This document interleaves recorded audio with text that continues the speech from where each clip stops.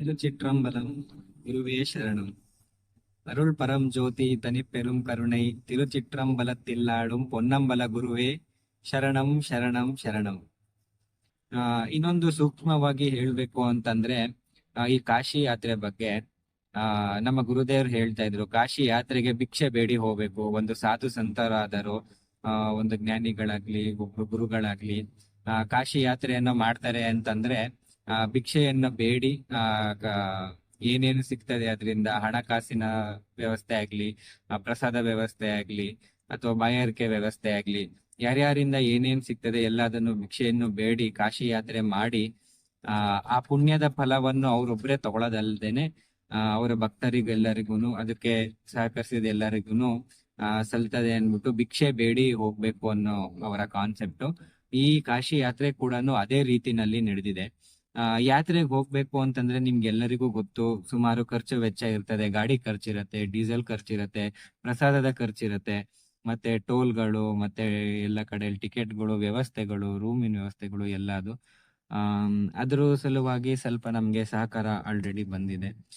ಮತ್ತೆ ಈಗ ನಮ್ಗೆ ಹೋಗ್ಲಿಕ್ಕೆ ಎಲ್ಲ ಸ್ವಲ್ಪ ಎಲ್ಲ ವ್ಯವಸ್ಥೆ ಎಲ್ಲ ಆಗಿದೆ ನಮ್ಗೆ.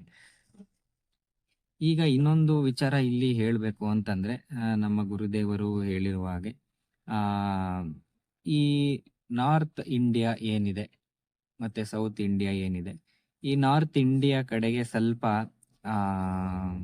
ಒಳ್ಳೇದ್ ಬಯಸ್ಲಿ, ಸ್ವಲ್ಪ ಅಲ್ಲಿ ಕೆಲವೊಂದು ವಿಚಾರಗಳು ಅವರ ಜ್ಞಾನದಲ್ಲಿ ಬಂದಿರೋದ್ರಿಂದ ಅಲ್ಲಿಗೆ ಸ್ವಲ್ಪ ಶುಭ ಹಾರೈಸಲಿಕ್ಕೆ ಅಂತಾನು ಈ ಯಾತ್ರೆ ಒಂದು ಒಗ್ಗೂಟ ಆಗಿದೆ ಅವರ ಒಂದು ಜ್ಞಾನ ಇದ್ರಿಂದ. ಹಾಗಾಗಿ ನಾವು ಸೌತ್ ಟು ನಾರ್ತ್, ಇಲ್ಲಿಂದ ಕಾಶಿವರೆಗೆ ನಾವು ಬೈ ರೋಡ್ ಕಾರ್ನಲ್ಲೇನೆ ಯಾಕೆ ಹೋಗ್ತಿರೋದು ಅಂತಂದ್ರೆ ಕೆಲವೊಂದು ಸೂಕ್ಷ್ಮ ವಿಚಾರಗಳು ಅದರಲ್ಲಿ ಇರ್ತವೆ. ಹಾಗಾಗಿ ಈ ಸೌತ್ ಮತ್ತೆ ನಾರ್ತ್ ಅನ್ನೋದು ಯಾವುದೇ ರೀತಿಯಲ್ಲಿ ಎರಡಕ್ಕೂ ಒಂದು ಕಷ್ಟ ಬರಬಾರ್ದು. ಯಾವುದೇ ಒಂದು ಅಡೆತಡೆಗಳಾಗ್ಲಿ, ಕೆಟ್ಟ ಕಣ್ಣು ದೃಷ್ಟಿಗಳಾಗ್ಲಿ ಅದು ಯಾವುದು ಆಗ್ಬಾರ್ದು. ಆ ತರದ್ದು ಅದೆರಡು ಎಲ್ಲ ಇಡೀ ದೇಶಕ್ಕೂ ಒಳ್ಳೇದಾಗ್ಬೇಕು ಅನ್ನೋ ಇದು ಒಂದು ಯಾತ್ರೆನಲ್ಲಿ ಇದು ಒಂದು ಸೂಕ್ಷ್ಮ ವಿಚಾರ ಇದೆ. ಹಾಗಾಗಿ ನಾವು ಸೌತ್ ಟು ನಾರ್ತ್ ನಾವು ಬೈ ಕಾರ್ನಲ್ಲೇ, ಬೈ ರೋಡ್ನಲ್ಲೇ ಹೋಗಿ ಎರಡೂನು ಆಗುವಂತ ಮುಂದೆ ಅನಾಹುತಗಳನ್ನೆಲ್ಲ ತಡೆಯುವಂತಹ ಒಂದು ಯಾತ್ರೆ ಕೂಡ ಇದು ಆಗಿದೆ.